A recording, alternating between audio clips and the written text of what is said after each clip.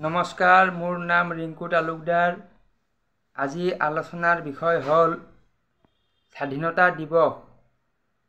স্বাধীনতা দিৱস 15 আগষ্টৰ দিনা পালন কৰা হয়। সেই দিনটোত আমি সকলোৱে স্বাধীন হোৱা বুলি গৌৰৱ অনুভৱ কৰোঁ। তো মই অসমৰ ইতিহাস আৰু ভাৰতৰ ইতিহাস আৰু পৃথিৱীৰ ইতিহাস সকলো পঢ়ি দেখা পালোঁ যে আমাক ইতিহাসৰ বিষয়ে বিদ্যালয়ত, স্কুলত বা পঢ়াশালীত আমাক নিশিকায়। কিয় নিশিকায়? এই প্ৰশ্নটো মোৰ মনলৈ আহিছে।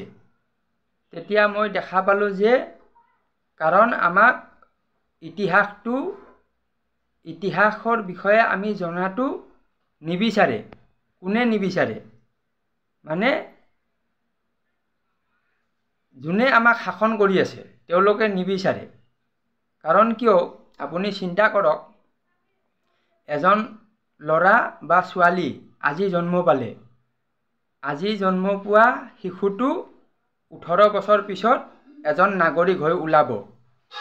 আৰু যেতিয়া 18 বছৰ হ'ব তেওঁ এজন দেশৰ নাগৰিক হ'ব। কিন্তু কথা হ'ল কি, তেওঁ যদি সকলো ইতিহাসৰ কথা জানি যায় তেতিয়া তেওঁ এজন সুনাগৰিক হ'ব। আৰু সুনাগৰিক হোৱাটো চৰকাৰে নিবিচাৰে।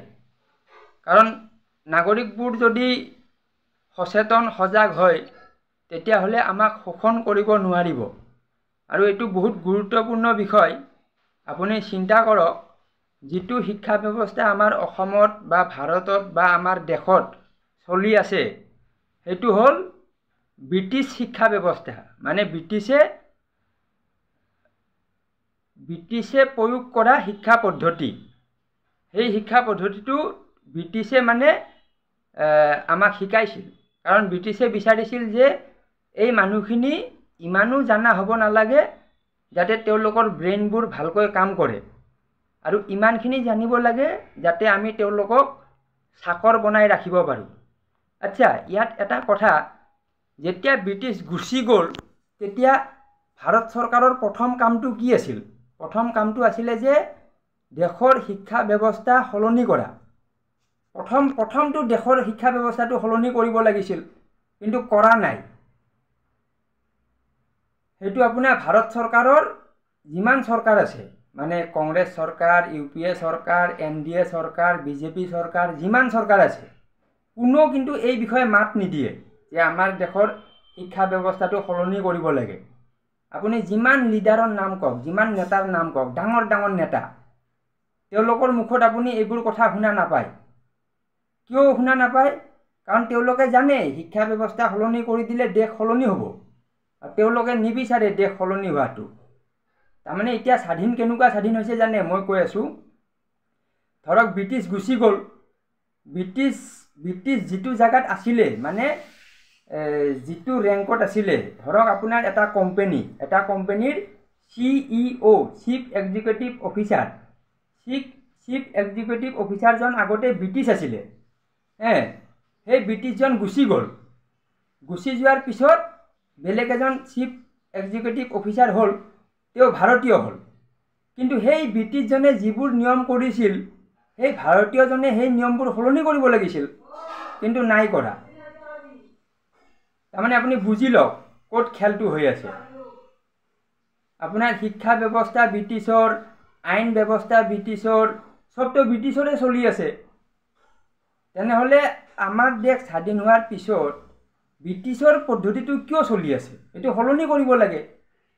এইটো সলনি কৰিলেহে আপোনাৰ যিটো প্ৰাচীন ভাৰতৰ শিক্ষা পদ্ধতি, সেইটোতো আপোনাৰ BJPৰ মানুহবোৰে কৈ থাকে আমি হিন্দু হয়। হিন্দুবিলাকৰ শিক্ষা ব্যৱস্থা বেলেগ আছিলে। তেওঁলোকে সেই শিক্ষা ব্যৱস্থাটো প্ৰয়োগ কৰক। আগৰ যিটো প্ৰাচীন ভাৰতৰ যিটো শিক্ষা ব্যৱস্থা আছিল সেইটোতো নাই কৰা।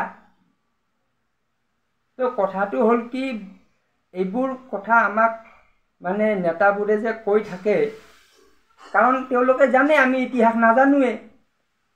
মই এটা সৰু উদাহৰণ কওঁ। এই যে 1950 চনত অসমখন মেঘালয়, নাগালেণ্ড, ত্ৰিপুৰা, মণিপুৰ, অৰুণাচল প্ৰদেশ, অসম 7খন ৰাজ্য মিলি অসম আছিলে। তো সেই অসমখন আপোনাৰ 7খন কৰি দিলে, তাৰমানে টুকুৰা টুকুৰহে কৰিছে স্বাধীন হোৱাৰ পিছত। কিয় টুকুৰা টুকুৰ কৰিছে? কাৰণ টুকুৰা টুকুৰ কৰিলে শাসন কৰিব ভাল হয়। এটা আপোনাৰ সাধু কথা আছে। সাধু কথাটো হ'ল কি, এজন বাপেকে 3জন পুতেকক মাতি কিনে ক'লে এই খৰিডাল ভাঙি দে। তো চবেই খৰিডাল ভাঙি দিয়ে, কাৰণ এডাল খৰি ভাঙিবলৈ সহজ। আৰু খৰিৰ আটি বুলি কয়, আমাৰ কামৰূপীয়া ভাষা হয় আটি। খৰিৰ আটি বা বজা, মানে বহুত খৰিক ৰছীৰে একেলগে বান্ধি যিটো খৰিৰ মানে টোপোলা কৰা হয়, সেই টোপোলাটো ভাঙিব দিলে কোনো ভাঙিব নোৱাৰে। কাৰণ সেই খৰিৰ যিটো আটিটো সেইটো বহুত শক্তিশালী হয়, সেইটো ভাঙিবই নোৱাৰে। কিন্তু এডাল খৰি চবেই ভাঙি দিয়ে। তাৰমানে এডাল এডাল কৰি ভাঙিলে খৰিকেইডাল গোটেই ভাঙিব পাৰি। কিন্তু যেতিয়া খৰিবোৰ এক হৈ থাকে তেতিয়া কোনো ভাঙিব নোৱাৰে। তো মই কৈ আছোঁ যে ইতিহাসৰ বিষয়ে প্ৰতিজন নাগৰিকে জানিব লাগে, তেতিয়াহে মানে কিবা এটা হ'ব। ঠিক আছে, ধন্যবাদ।